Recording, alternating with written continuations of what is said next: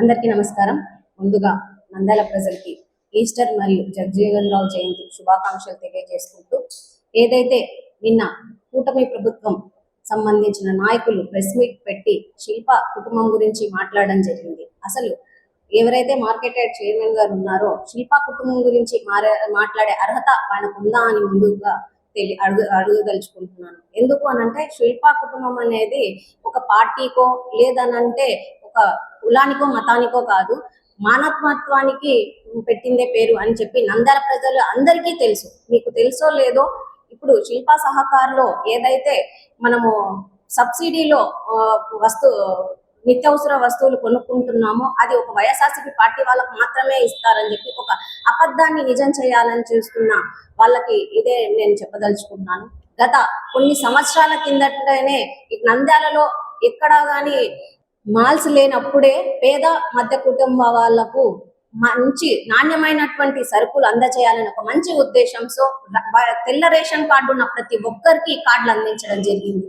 దానికి ముఖ్య ఉద్దేశం ఏంటి అని అంటే, పేదవాళ్లకు మధ్య తరగతి కుటుంబాలకు మాత్రమే రేషన్ కార్డ్స్ ఉంటాయి, అలాంటి వాళ్ళకు ఖచ్చితంగా అందాలని ఒక మంచి అభిప్రాయంతోనే ఈ కార్డ్ సిస్టమ్ వచ్చి ఆ రోజు ప్రతి ఒక్కరూ దీన్ని ఉపయోగించుకునే విధంగా ఈ రోజు వరకు అది కొనసాగుతూనే ఉంది. అలాగే 5% అని చెప్తున్నారు. ఒక్కసారి వచ్చి మీరు శిల్ప సహకారంలో కొనుక్కున్నారో లేదో తెలియదు, కానీ ఎంతో మంది అక్కడ ఉన్న వాళ్ళని కనుక్కుంటే ఆ రోజు నుంచి ఈ రోజు వరకు దాదాపు 10% పైననే దాంట్లో డిస్కౌంట్ వస్తుంది. అంతేకాకుండా మీరు అన్నట్టు ఎక్కడో 30%, పెద్దలు చెప్పినట్టు ఆ 30% ఎక్కడ ఇస్తారో మాలాంటి మహిళలు ఆనందంగా వచ్చి అక్కడ కొనుక్కుంటారు. అదేదో మీరే పెట్టి ఈ ప్రజలకు ఉద్ధరించాల్సిందిగా కోరుకుంటున్నాము. అంతేకాకుండా అభివృద్ధి గురించి మీరు మాట్లాడుతున్నారు. వైఎస్ఆర్సీపీ పార్టీ వచ్చిన తర్వాత, శిల్ప రవిచంద్ర కిషోర్ రెడ్డి గారు గెలిచిన తర్వాత 2 సంవత్సరాలు కరోనా మనందరికీ తెలుసు. మనకు మన పక్కన ఉన్న వాళ్ళకు ప్రాణ భయం అంటే ఏంటి అని తెలియజేసింది కరోనా. అలాంటి పరిస్థితిలో మెడికల్ గురించి కానీ మనకు ఆక్సిజన్ విలువల్ని నేర్పించింది కరోనా. అలాంటి క్లిష్ట పరిస్థితుల్లో శిల్ప రవిచంద్ర కిషోర్ రెడ్డి గారు చొరవతో వైఎస్ఆర్సీపీ పార్టీ మన జగన్మోహన్ రెడ్డి గారి ఆలోచనలతో పుట్టిందే మన మెడికల్ కాలేజ్ కానివ్వండి, ఓపీ బ్లాక్స్ కానివ్వండి. ఒకసారి మనకు ఆక్సిజన్ ప్లాంట్స్ అయితేనేమి ఒక్కసారి వెళ్ళి విజిట్ చేయండి.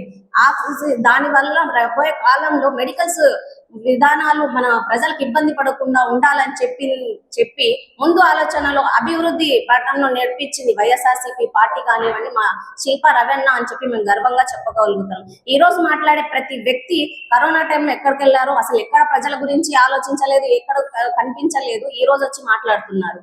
కాకపోతే ఆ రోజు తిరిగింది శిల్ప రవిచంద్ర కిషోర్ రెడ్డి ఓన్లీ వైఎస్ఆర్సీపీ కార్యకర్తలే అని మీకు కాదు ప్రజలందరికీ తెలుసు. అంతేకాకుండా ఈ రోజు అభివృద్ధి అని అంటున్నారు. ఒక్కసారి ఇంటికి గెలిచి రచ్చ గెలిచండి అని చెప్తారు. ప్రతి వార్డ్ లో ఎన్నో అభివృద్ధి కార్యక్రమాలు కానివ్వండి, నేడు నాడు పాఠశాలలు కానివ్వండి, రోడ్స్ అయితేనేమి, డ్రైన్స్ అయితేనేమి, పైప్ లైన్స్ అయితేనేమి, ఇలా ఎన్నో కోట్ల రూపాయలతో 3 సంవత్సరాలలో డెవలప్ అంటే ఏంటి అని నెందాలకు చూపించినది మా రవణ అని చెప్పి మేము ఈరోజు గర్వంగా చెప్పగలుగుతున్నాము. అంతేకాకుండా మార్కెట్ యార్డ్ నూనెపల్ల ప్రాంత ప్రజలందరికీ తెలుసు. మార్కెట్ యార్డ్ మేము చిన్నప్పటి నుంచి చూస్తున్నాము. అక్కడ రైతులకు ఎన్నో ఉపయోగ కార్యక్రమాలు జరిగేవి. కానీ మిర్చి యార్డ్ మనము అందరికి తెలుసు, గుంటూరు లెవెల్లో మిర్చి యార్డ్ రావాలని ఒక మంచి ఉద్దేశంతో మిర్చి యార్డ్ ని మా రవణ గారు తీసుకొస్తే ఈ రోజు మిర్చి యార్డే ఉందో లేదో కానీ తెలియకుండా రైతులకు చేస్తున్నారు. ఒక మార్కెట్ యార్డ్ లో టీడీపీ పార్టీ ఆఫీస్ కి ఎందుకు? ఎట్లీస్ట్ మనకు నంద్యాలలో గవర్నమెంట్ కి సంబంధించి ఏసీ గోడౌన్స్ లేవు. ఆ ఏసీ గోడౌన్ నిర్మించండి, కొనుగోలు కేంద్రాలు నిర్మించండి.